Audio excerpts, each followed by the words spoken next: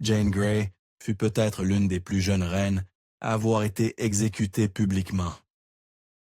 Elle avait 16 ou 17 ans lorsque cela arriva. Les yeux bandés, elle tâtonna un peu, comme le font les adolescents maladroits, pour trouver le billot du bourreau avec ses mains en pleurant. « Que dois-je faire? Où est-il? » Un adjoint l'aida à se guider. Juste avant que sa tête ne soit tranchée, Jane prononça ses dernières paroles déchirantes. Que dit la jeune reine avant de mourir? L'histoire complète arrive bientôt. Lady Jane Grey détient un titre historique extrêmement douteux. Elle est la reine au règne le plus court de l'histoire. Seulement 9 jours, d'où son surnom, la reine de 9 jours. Pourtant, malgré la brièveté de son temps sur le trône, son histoire est empreinte d'un amour toxique, de querelles scandaleuses et de rebondissements vicieux. Malgré les sommets qu'elle atteignit brièvement, Jane n'était pas née dans une branche importante de l'arbre généalogique royal, bien qu'elle fût de sang royal. Née en 1537, Jane était l'aînée de 3 filles, nées de Henry Grey et Frances Brandon, et nièce de Henry Witt. Bien que cela ne l'ait pas aidée à la fin, cette connexion lui offrit certains privilèges au départ. Jane reçut l'une des meilleures éducations pour une dame de son époque. Elle parlait couramment plusieurs langues et semblait préférer la lecture aux activités plus bruyantes, comme la chasse. Un jour, un érudit en visite lui demanda pourquoi elle restait à l'intérieur au lieu de rejoindre sa famille pour une partie de chasse. La jeune fille répondit que leur sport dans le parc n'était qu'une ombre comparée au plaisir qu'elle trouvait dans Platon. Les parents de Jane étaient incroyablement durs, et cela la rendait profondément malheureuse. Jane confia un jour la pression qu'elle subissait pour accomplir chaque petit acte parfaitement. Si elle échouait, elle était tourmentée, menacée et peut-être même physiquement maltraitée par ses parents. Elle écrivit que leur moquerie lui donnait l'impression d'être en enfer. En 1544, le roi Henry VIII modifia les règles de sa succession.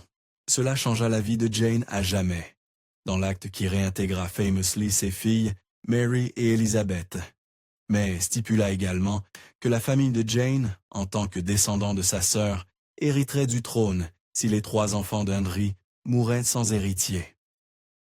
Jane était désormais techniquement 4e dans l'ordre de succession, mais personne ne pensait qu'elle accéderait un jour au trône. En fait, son chemin vers la couronne commença dans un tout autre endroit. À 9 ans, Jane Grey fut envoyée à la cour royale, en tant que pupille de la dernière reine de Henry, Catherine Parr. Parr, qui était intelligente et stable, était évidemment un bon modèle pour Jane, mais elle était aussi extrêmement proche du centre du pouvoir à la cour, ce qui importait énormément à la famille de Jane. Peu après l'arrivée de Jane à la cour, son monde fut bouleversé. Le roi Henri VIII mourut, faisant de son jeune fils Édouard X le roi. De plus, Catherine Parr se remaria rapidement avec Thomas Seymour, l'oncle maternel d'Edward, une figure influente à la cour à part entière. Jane suivit Parr et Seymour dans leur nouvelle maison maritale, probablement parce que ses parents espérant qu'un jour, elle épouserait Édouard VI. Quand Jane emménagea dans sa nouvelle maison, la jeune princesse Elizabeth Tudor vivait également avec sa belle-mère Catherine Parr. L'atmosphère devint rapidement tendue. Thomas Seymour manifesta un intérêt inapproprié pour Elizabeth, agissant d'une manière que Catherine détestait. Finalement, Catherine renvoya Elizabeth, et Jane se retrouva seule, sans camarade de jeu. Catherine Parr, bien qu'elle fût d'un âge avancé pour l'époque, tomba bientôt enceinte de l'inquiétant Thomas Seymour, et cela scella son destin. Quelques jours après avoir donné naissance à son unique enfant, Mary Seymour, Parr, mourut. À seulement 11 ans, Jane servit de principale pleureuse lors des funérailles de sa mère adoptive. Le destin de Jane était désormais en suspens. Jane resta avec Thomas Seymour plusieurs mois après le décès de Catherine Parr, bien que ses parents voulaient qu'elle revienne à la maison. Finalement, ils durent exiger que Seymour la rende. Mais il y a un aspect plus troublant à cette histoire. Beaucoup pensent que les parents de Jane voulaient la récupérer, car ils se méfiaient de Thomas Seymour. Plus précisément, ils craignaient que l'ambitieux et clairement immoral Seymour n'enlève Jane et ne l'épouse, malgré son jeune âge, pour s'approprier l'héritière. Ils avaient raison de s'inquiéter, car il s'avéra que Jane s'échappa juste à temps. 2 mois après que Jane fut revenue chez ses parents, Thomas Seymour fut arrêté et exécuté pour haute trahison. Outre sa tentative de marier Jane au roi Édouard VI, il était également impliqué dans plusieurs autres complots, de prétendues manigances pour épouser Élisabeth Tudor sans permission, jusqu'à, bizarrement, tirer sur la poupée du roi. La connexion du père de Jane avec le disgracié Thomas Seymour plaça la famille Grey sous une suspicion temporaire. Henry Grey, le père de Jane, proposa que Jane épouse le fils aîné d'Edward Seymour, Lord Protecteur et duc de Somerset. Cette tentative pour apaiser les tensions fut rejetée, et la jeune Jane restait célibataire malgré tous les complots qui tourbillonnaient autour d'elle. Mais elle ne le resta pas longtemps. En 1553, Jane fut enfin fiancée, non pas au roi, mais au charmant Lord Guilford Dudley. Le nouveau fiancé de Jane était également le frère d'un Dudley plus célèbre, le futur favori d'Elizabeth Pippin, Robert Dudley. Mais comme tant de choses dans la jeune vie de Jane, tout fantasme de conte de fées fut rapidement écrasé. Jane Grey et Guilford Dudley se marièrent le 25 mai 1553, en même temps que 2 autres couples.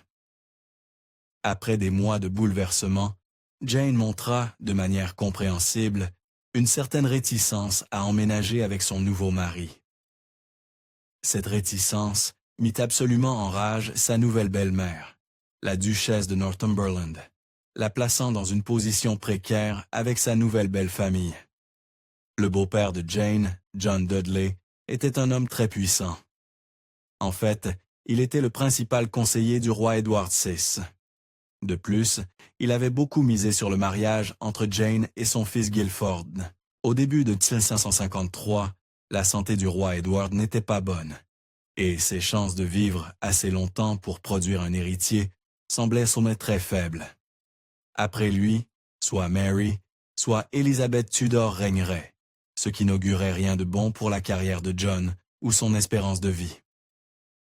Au lieu de cela, John espérait utiliser Jane comme un pion dans son jeu de trône. Son prochain coup fut stupéfiant. À l'été 753, le pire scénario se réalisa. Le roi Édouard VI, toujours malade, était maintenant mourant.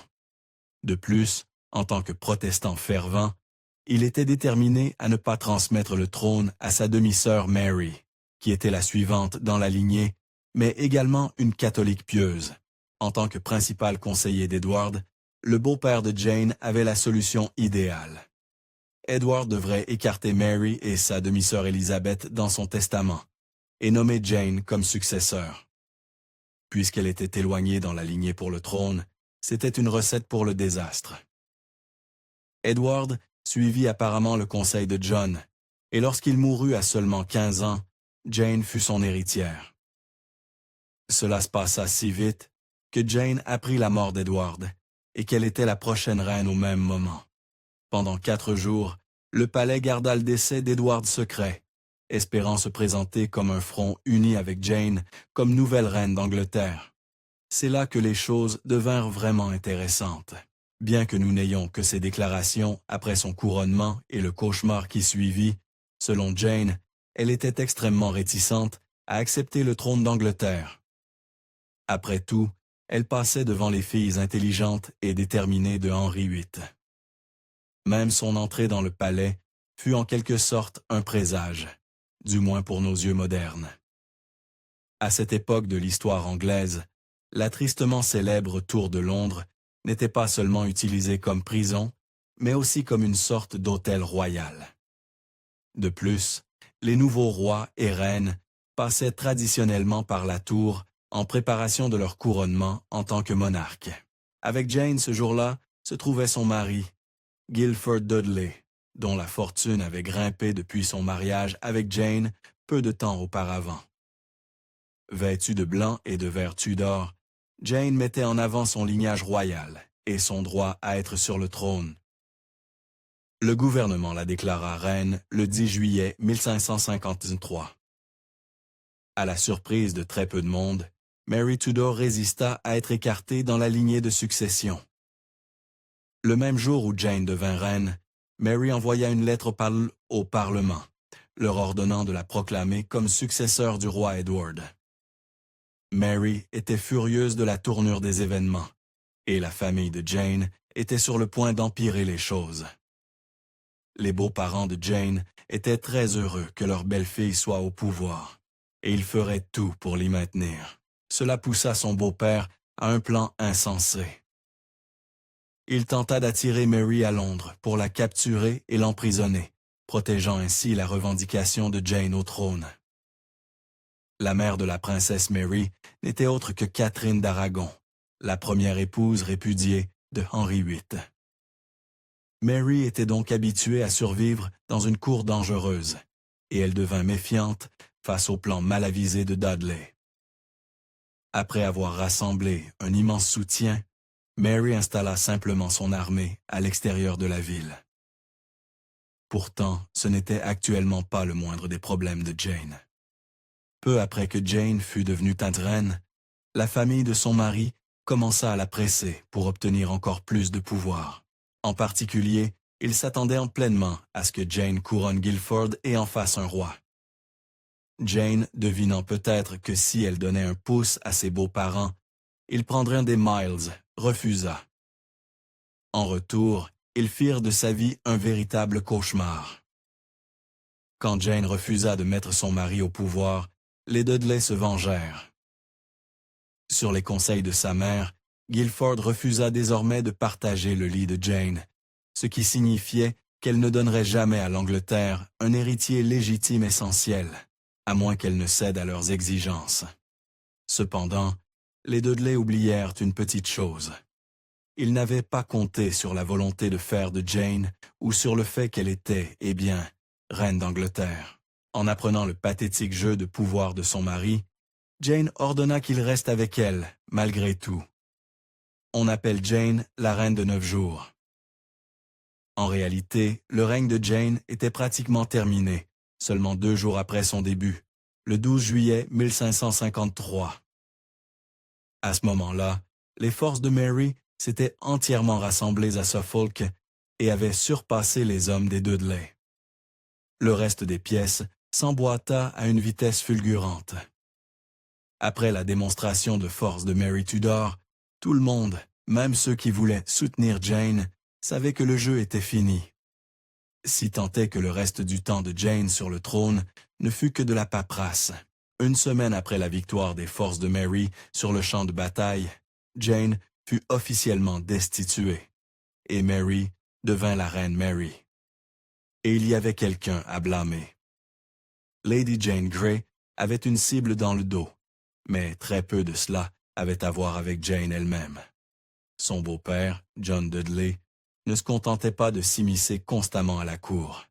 Il avait aussi des ennemis au conseil privé, des ennemis qui convainquirent rapidement le conseil de changer d'allégeance et de rallier Mary. Mais qui que soit le fautif, c'était Jane Grey qui souffrait le plus. La Tour de Londres devint désormais la prison de Jane, malgré le fait qu'elle n'avait fait qu'obéir aux souhaits d'Édouard VI et jouer dans les mains de son beau-père. La jeune adolescente Jane fut accusée de haute trahison. Le nouveau gouvernement du palais de la reine Mary Tudor n'arrêta pas seulement Jane. Ils arrêtèrent également son mari, Guilford, et son beau-père, John. Ces hommes furent choqués par ce retournement de situation, et son beau-père en particulier était prêt à tout pour se sauver. De tout le triste trio de nobles désormais dans la Tour de Londres, John Dudley était de loin le plus ambitieux. La reine Mary le savait aussi bien que quiconque, et lui infligea un sort cruel. Elle le fit exécuter le 22 août 1553. à peine un mois après que Jane eut perdu la couronne. Cela fut probablement terrifiant pour Jane, mais pendant un court moment, il sembla que la chance était de son côté. Bien que Jane elle-même ait été initialement condamnée à être brûlée, Mary était sensible au fait que la jeune fille s'était simplement retrouvée mêlée à un jeu de trône qu'elle ne pouvait pas comprendre. De plus, Jane était sa cousine. En conséquence, Mary épargna d'abord la vie de Jane et de Guilford. Le rôle de Jane dans ce sauvetage était plus important qu'on pourrait le penser. Des rumeurs circulaient, à cette époque, sur le degré d'agence de Jane dans son accession au trône, et Jane fit tout ce qu'elle pouvait pour prouver qu'elle avait eu très peu de voix au chapitre. Devant sa cousine Mary, elle alla peut-être jusqu'à prétendre que ses parents l'avaient forcée à épouser Guilford Dudley en premier lieu, déclenchant tout ce cauchemar. Que cela soit vrai ou non, Jane contribuait à solidifier le récit qu'elle était innocente et méritait la clémence. En fin de compte, tout cela fut vain. La tragédie de Jane est que, lorsque tout fut dit et fait, son destin restait hors de ses mains. En 1554, alors que Jane était encore dans la tour et espérait une libération, la soi-disant rébellion de Wyatt s'éleva contre la reine Mary après qu'elle eut choisi l'impopulaire roi Philippe d'Espagne comme mari. Bien que cela ait peu à voir avec Jane, son père et ses oncles rejoignirent la rébellion contre Mary, espérant régler leur compte. Lorsque la rébellion échoua, Mary ne retint pas sa revanche. Après que la famille de Jane eut prouvé une fois de plus qu'on ne pouvait leur faire confiance, le gouvernement décida qu'il valait mieux exécuter la sentence initiale de Jane. Pourtant, malgré son surnom ultérieur de Bloody Mary, la reine Mary n'était pas aussi impitoyable qu'on pourrait le penser. Elle lança à Jane une dernière bouée de sauvetage à double tranchant. Après la rébellion, le gouvernement fixa la date de l'exécution de Jane à février 1554. 3 jours avant, Jane reçut une offre dévastatrice. Mary envoya son aumônier personnel dans la cellule de Jane pour convaincre la jeune fille de se convertir à sa propre foi, le catholicisme. La conversion ne sauverait pas la vie de Jane, mais Mary croyait qu'elle sauverait son âme. Jane était jeune, peut-être naïve, et face à une mort certaine, elle ne voulut pas renier ce qui était peut-être la seule constante de sa vie, sa foi protestante. En fin de compte, Jane refusa de se repentir, restant fidèle à ses croyances protestantes, mais elle se lia d'amitié avec l'aumônier de Mary et le laissa être son escorte lorsqu'arriva le moment de son exécution. Avant cela, cependant, elle dut affronter une autre épreuve déchirante. Juste avant que Jane elle-même ne soit envoyée à la mort, Guilford Dudley fut publiquement exécuté à Tower Hill. Malgré leur mariage, Jane fut véritablement bouleversée par l'exécution de son mari, bien que cela ait pu avoir un rapport avec sa propre mort imminente. Lady Jane Grey fut exécutée à la Tour de Londres, devant un groupe de ses anciens sujets, le 12 février 1554, seulement quelques heures après son mari, Guilford Dudley. Elle n'avait que 16 ou 17 ans. Jane demanda à son bourreau s'il allait lui trancher la tête avant qu'elle ne puisse s'agenouiller. Il répondit « Non, madame ». Les yeux bandés, elle tâtonna alors un peu pour trouver le billot avec ses mains en pleurant. « Que dois-je faire? Où est-il » Un adjoint l'aida à se guider. Juste avant que le bourreau ne frappe, Jane prononça ses dernières paroles, déchirantes, les mêmes que celles de Jésus-Christ. « Seigneur, entre tes mains, je remets mon esprit. » Le prétendu fantôme de Jane Grey a fait plusieurs apparitions à la Tour de Londres. Sa plus célèbre apparition signalée eut lieu en 1957, lorsque 2 gardes dirent avoir repéré une femme fantomatique marchant au-dessus des remparts. Depuis lors, de nombreux visiteurs disent que son fantôme apparaît autour de l'anniversaire de son exécution. Jane est la seule monarque anglaise, des 500 dernières années, dont aucun portrait définitif n'existe. Une image longtemps considérée comme étant la sienne s'avéra être celle de sa tutrice Catherine Parr. Peut-être à cause de ce vide, l'un des nombreux dans la vie de Jane. Des siècles d'artistes ont dépeint son histoire tragique dans la musique, la peinture et la littérature, donnant ainsi un visage à une reine sans visage. Merci d'avoir regardé. Veuillez aimer et vous abonner. Merci.